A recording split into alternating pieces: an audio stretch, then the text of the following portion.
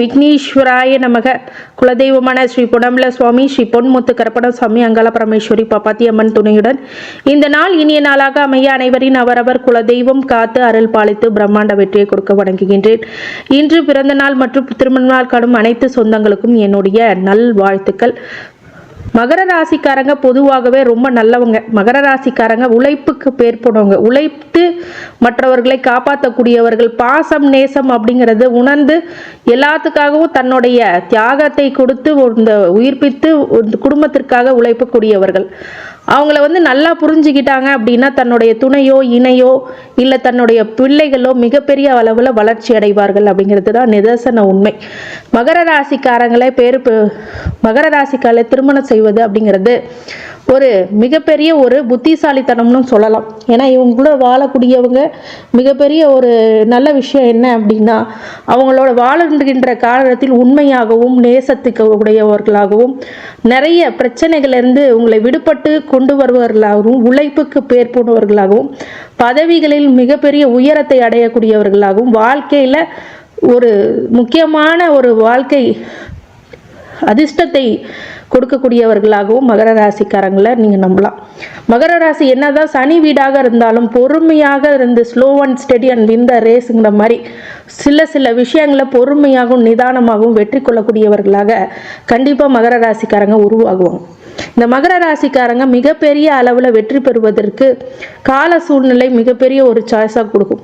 திருமணத்திற்கு பிறகு சில பேருக்கு யோகங்கள் மிகப்பெரிய அளவில் நடக்கும். இந்த இடத்துல மகர ராசிக்காரங்க கொண்டு போய் விட்டாங்களோ அதில் திறமையாகவும் ஒரு நல்ல செல்வ செழிப்பாகவும் இருக்கக்கூடியவர்களாக கண்டிப்பாக உருவாகுவார்கள். மகர ராசிக்காரங்க கையிலேருந்து ₹1 வாங்கிட்டு போனீங்கன்னா கூட மிகப்பெரிய அதிர்ஷ்டத்தை காத்துக்கணும். அவங்க நிலையான ஒரு அதிர்ஷ்டத்தை கொடுக்கக்கூடியவர்களாக மகர ராசிக்காரங்க இருப்பாங்க. மகர ராசி பொதுவாகவே பார்த்தீங்க அப்படின்னா தன்னுடைய வாழ்க்கைக்கு என்ன தேவை அதை மட்டுமே தன்னுடைய வாழ்க்கையாகவே மாற்றிக்கொள்ளக்கூடியவர்களாக இருப்பார்கள். அடுத்தவங்களுக்காகவே உழைப்பாங்க, அடுத்தவங்களுக்காகவே நேசத்தை கொட்டுவாங்க, அடுத்தவங்களுக்காகவே தன்னை யோசிப்பாங்க. அப்படிங்கும் போது தன்னுடைய குடும்பத்தில் உள்ளவங்களையும் அரவணைச்சு கூட்டிகிட்டு போகிறதுல இவங்களுக்கு மிகப்பெரிய புத்திசாலினும் சொல்லலாம், பாக்கியசாலினும் சொல்லலாம். 2 விஷயமும் அவங்களுக்கு மகர ராசிக்காரங்களை சொல்லலாம். இப்படி அனைத்து விஷயங்களும் மகர ராசிக்காரங்களுக்கு இந்த குரு பயிற்சியானது குருவானவர் வீட்டிற்குள் வரும்போது என்னென்ன பலன்களை உங்களுக்கு கொடுக்க போகிறார் அப்படிங்கிறத பற்றி தான் இந்த காணொளி அப்படின்னு சொல்லலாம். பயிற்சியை யார் எதிர்பார்த்து காத்து கொண்டு இருந்தார்களோ இல்லையோ மகர ராசிக்காரங்க கண்டிப்பாக எதிர்பார்த்து காத்து கொண்டு இருக்கிறீர்கள் அப்படின்னு தான் சொல்லணும். ஏன்னா இதனால் வரைக்கும் நீங்கள் அனுபவித்த துன்பங்களும் துயரங்களும் ஏழரை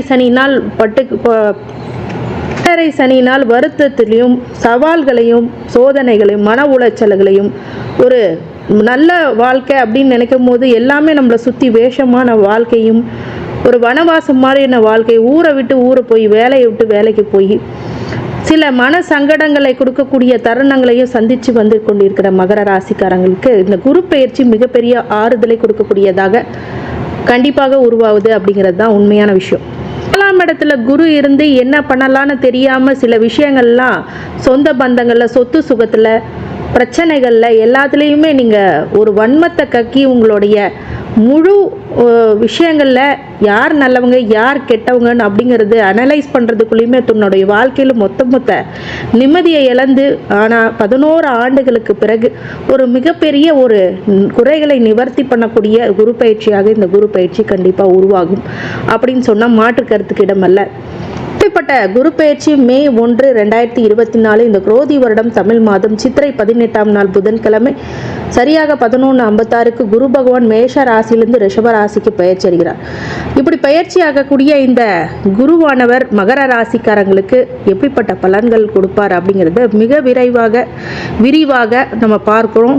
இந்த 4ஆம் இடத்து குருவை அப்படின்னு சொல்லும் போது இந்த உங்களுக்கு ஏற்கனவே நடந்திருக்கின்ற இந்த 7.5 சனியினால் பொருளை இறந்து உயிரை கூட இழக்கலாமா அப்படிங்கிற தற்கொலை எண்ணங்கள் எல்லாம் தூண்டக்கூடிய விஷயங்களாக நிறைய விஷயங்கள் உங்களுக்கு இருக்குது. பொருளாதாரத்தில் சில பேர் நெருக்கடி, சில பேர்த்த ஏண்டா நம்பணுமோ அப்படிங்கிற விஷயங்கள் எல்லாமே அந்த மாதிரி ஒரு தருணத்தை தாண்டி தான் இப்போ நீங்கள் வந்துட்டு இருக்கீங்க.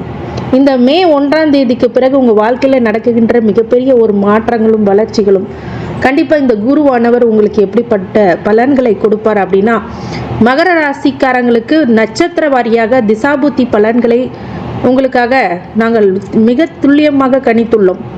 அதே மாதிரி உங்களுடைய ஜனன கால ஜாதகத்தை எடுத்துகிட்டு உங்களுடைய தசா இருப்பு திசைக்கு எவ்வளோ இருக்குது. சில பேருக்கு சூரிய திசை ஸ்டார்ட் ஆச்சுன்னா 6 வருஷம் பொதுவாக, ஆனால் உங்களுடைய கேல்குலேஷன் படி நான் ஒரு 3 வருஷம் எடுத்துக்கிட்டாலும் உங்களுடைய ஜனன கால ஜாதகத்தில் என்ன தசா இருப்பு இருக்குது, ஒருத்தவங்க 4 வருஷம் இருக்கும், 5 வருஷம் இருக்கும், வித்தியாசம் வரும். அந்த வித்தியாசத்தை பார்த்துட்டு அந்த வருஷத்தோட அடுத்த வருகின்ற சந்திர திசை ஒரு 10 வருஷம், அதுக்கப்புறம் வருகின்ற செவ்வாய் திசை 7 வருஷம், 3 + 10 + 7 மொத்தம் 20 வயசு வரைக்கும் உங்களுக்கு எப்படிப்பட்ட பலன்கள் நடக்கும் அப்படிங்கிறத பற்றி மிக விரிவாக இந்த காணொலியில் நம்ம பார்க்கலாம். ஸ்கிப் பண்ணாமல் பாருங்கள். சேனலை ஐஸ்வர்யா ஆஸ்ட்ரோ சேனலை சப்ஸ்கிரைப் பண்ணாமல் இருந்தீங்க அப்படின்னா சப்ஸ்கிரைப் பண்ணிக்கோங்க, பெல் ஐக்கானை ப்ரெஸ் பண்ணிக்கோங்க, நோட்டிஃபிகேஷன் பட்டனை ஆன் பண்ணிக்கிட்டு செட்டிங்ஸில் செட் பண்ணிட்டு தொடர்ந்து வருகின்ற வீடியோஸை நீங்கள் பார்த்து பயன்பெறுமாறு கேட்டுக்கொள்கின்றேன். இந்த பதிவானது உங்களுடைய உற்றார் உறவினர்கள் நண்பர்கள் அனைவருக்கும் பகிர்ந்து பயனளிக்குமாறு கேட்டுக்கொள்கின்றேன். 20 வயசு வரைக்கும் உள்ள மகர ராசி உத்திராட நட்சத்திரத்துக்காரங்களுக்கு படிப்பு விஷயத்தில் எப்படி இருக்கும் அப்படின்னு கேட்டால் நன்மை கொடுக்கக்கூடிய விஷயமாக கண்டிப்பாக உருவாகும். இவ்வளோ நாள் நீங்கள் மந்தத்தன்மையில் இருந்தாலும் இப்போ கொஞ்சம் சில விஷயங்களில் உங்களுக்கு சூட்சமங்களை புரிஞ்சு நீங்கள் படிப்புக்கு ஆரம்பிப்பீங்க. நிறைய விஷயங்கள் உங்களுக்கு தென்படும். ஒரு வெற்றி ஆகிறதுக்கு என்னென்ன முயற்சிகள் எடுக்கணுமோ அந்த முயற்சிகள் எல்லாமே வெற்றிகளை கொடுக்கும்.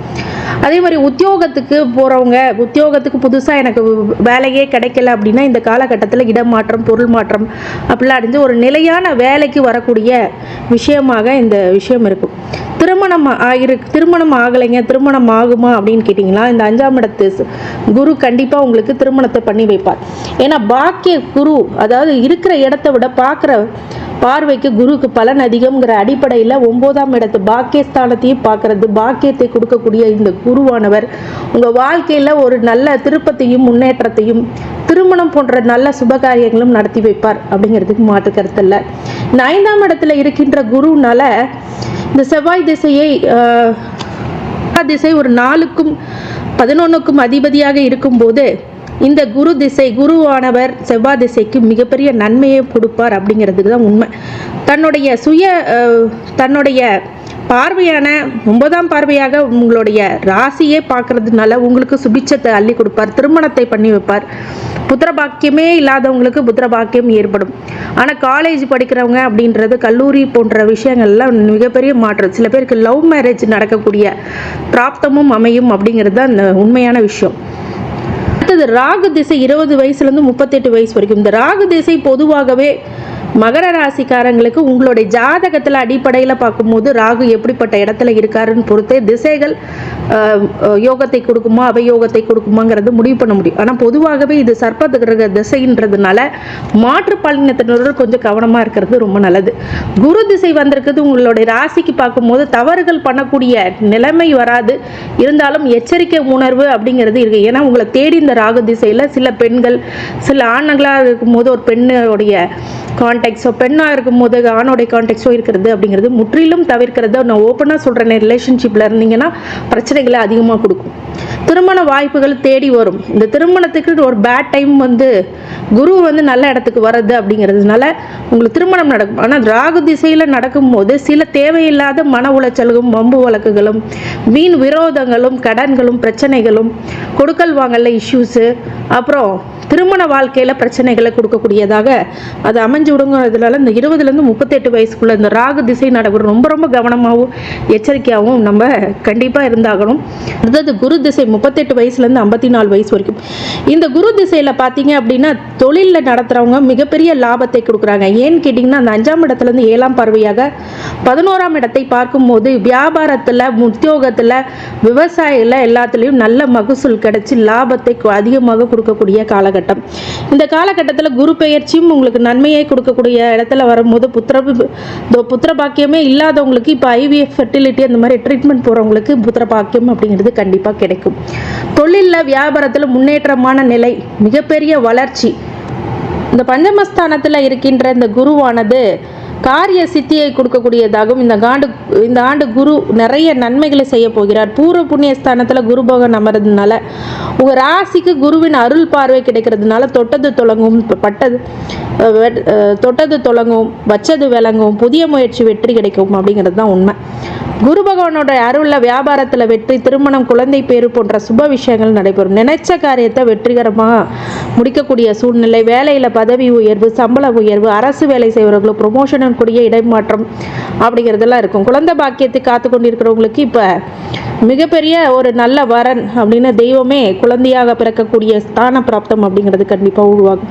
வெளிநாடு யோகமுக்தியும் கொடுக்கக்கூடியவர் குரு பகவான். தினமும் ஒரு முறை சூரிய நமஸ்காரமும் பண்ணிக்கோங்க. வியாழக்கிழமை தோறும் தட்சிணாமூர்த்தியை வழிபடுறது ரொம்ப நல்லதை கொடுக்கும். அடுத்தது சனி திசை 54 வயசுலேருந்து 73 வயசு வரைக்கும். இது உங்களுடைய ராசியாக இருக்கும்போது மகர ராசிக்கு ராசியாதிபதி திசை இல்லை லக்னாதிபதி திசை. இது மிகப்பெரிய ஒரு பிரச்சனை என்ன அப்படின்னா, சனி நல்ல யோகத்தில் இருக்குன்னா மிகப்பெரிய யோகத்தை உங்களுக்கு கொடுக்கும். சுமாராகவே உங்களுடைய ஜாதகத்தில் சனி பகவான் இருந்தால் கூட, இந்த காலகட்டத்தில் சுமாராக இருந்தால் கூட மிகப்பெரிய வளர்ச்சியும் பிரம்மாண்ட வெற்றியும் கொடுக்க. அரசியல்வாதிகளுக்கு யோக நிலையும் அரசியல் சார்பு விஷயங்கள் எல்லாம் மிகப்பெரிய வெற்றியும் கொடுக்கும். ஷேர் மார்க்கெட், லாட்ரி போன்ற ஒரு விபரீத ராஜயோகத்தை நம்பி இந்த காலகட்டத்தில் இருக்கக்கூடாது.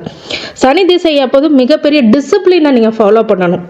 ஒழுக்கமுறைகளை ஃபாலோ பண்ணும்போது கண்டிப்பாக சனியானவர் உங்களுக்கு நியாயமாக சேர வேண்டிய சில விஷயங்களை கண்டிப்பாக கொடுப்பார். சீக்கிரமாக எந்திரிக்கணும், விடியற்காலில் எந்திரிக்கணும் போன்ற விஷயங்கள்லாம் சனி திசை அப்போ நீங்கள் பண்ணுங்க. இதுதான் மேஜராக அவருக்கு ஆர்கனைஸ்டாக போனீங்க அப்படின்னா சனி உங்களுக்கு ஒன்றும் பண்ண மாட்டார். குருவோடைய பார்வையும் உங்களுடைய ராசிக்கும் 11ஆம் இடத்துக்கும் 9ஆம் இடத்துக்கும் பார்க்கறதுனால பாக்கியத்தை கொடுத்து லாபத்தையும் கொடுத்து உங்களுக்கு சுபிட்சத்தையும் கொடுக்க காத்திருக்கிறார் அப்படின்னு சொல்லலாம். அடுத்தது புதன் திசை 73 வயசுலேருந்து 90 வயசு வரைக்கும். மகர லக்னமாக புதன் திசைக்காரங்க இருந்தீங்க அப்படின்னா 73 வயசுலேருந்து 90 வயசு வரைக்கும். இந்த 6க்கும் 9க்கும் உடைய 2 எதிர்நிலையில் கொடுக்கக்கூடியவராக என்றாலும் 9ஆம் பாவத்தின் பலனே மேலோங்கி இருக்கும் என்பதனால மகர லக்னத்துக்கு புதன் திசை பரிபூரண பாக்கியாதிபதியாக அவர் செயல்படுவார்னு சொல்லலாம். 12இல் மறைந்து 6ஆம் இடத்தை பார்த்து வலுப்படுத்திவிட்டால் பாக்கியாதிபதியும் மறைந்து 6ஆம் இடத்தின் பலம் ஓங்கி தன் தசாபூத்தி காலங்களில் ஜாதகர் கடுமையான கடன், நோய், எதிரி பிரச்சனைகளை சிக்க வைத்து விடுவார் அப்படிங்கிறதா நிதர்சன உண்மை. இந்த உண்மையை தெரிஞ்சுக்கிறவங்க இந்த புதன் திசையில மிக ஜாக்கிரதையாகவும் கவனமாகவும் எடுத்து செல்லக்கூடியதாக கண்டிப்பாக உண்டாகும். அடுத்தது கேது திசை 90 வயசுலேருந்து 97 வயசு வரைக்கும். இந்த கேது திசையில் கடவுளை சார்ந்த ஒரு சில விஷயங்களை நிறைய கோயில்களுக்கு குலத்துக்கு சென்று வருவது அப்படிங்கிறது, வெளிநாட்டு பயணங்கள்னால் ஒரு சில மாற்றங்கள் ஏற்படக்கூடியதாக கேது திசை உருவாக்கும். கேது உங்களுக்கு ஒரு மனித வாழ்க்கைக்கு அப்பாற்பட்ட ஒரு விஷயத்தை, ஞானத்தை புரிய வைக்கக்கூடிய காலகட்டம்னு சொல்லலாம். யார் நல்லவங்க யார் கெட்டவங்க அப்படிங்கிற விஷயத்த முழுக்க உங்களுக்கு சொல்லக்கூடிய விஷயமாக இங்கே இருக்கும். சுக்கிர திசை 97 வயசுலேருந்து 117 வயசு வரைக்கும். இந்த சுக்கிர திசை மிகப்பெரிய யோக திசையா அப்படின்னு கேட்டிங்கன்னா கண்டிப்பாக மகர ராசிக்கு நட்பு ரீதியான திசையினாலும் லக்னத்தை பொறுத்தே மாறும். சுக்கிரன் உங்களுக்கு அள்ளி கொடுக்க காத்திருக்கிறார் அப்படின்னு சொல்லலாம். கௌரவம், பதவி, கௌரவம், நல்ல ஒரு குடும்ப நிலை, மகிழ்ச்சி அப்படிங்கிறதெல்லாம் கண்டிப்பாக கொடுத்துருவார். இந்த மகர ராசி உத்திராட நட்சத்திரத்துக்காரங்க வழிபாடாக தினமும் சூரிய நமஸ்காரம் பண்ணுறது ரொம்ப நல்லது. அதே மாதிரி குரு தட்சிணாமூர்த்தியை வியாழக்கிழமை தோறும் வழிபட்டு வர்றதுனால மிகப்பெரிய ஏற்றம் கண்டிப்பாக உள்ளது. குலதெய்வ வழிபாடு முக்கியமானது. இந்த மகர ராசி உத்திராட நட்சத்திரக்காரங்க அனைத்து ஐஸ்வர்யங்களும் சகல சௌபாக்கியங்களும் மன நிம்மதியும் ஆரோக்கியத்தை கொடுக்க வேண்டும் என்ற பெருமான் மகா ஈஸ்வரனை வேண்டி வணங்குகின்றேன். வாழ்க வளமுடன். திருச்சிற்றம்பலம்.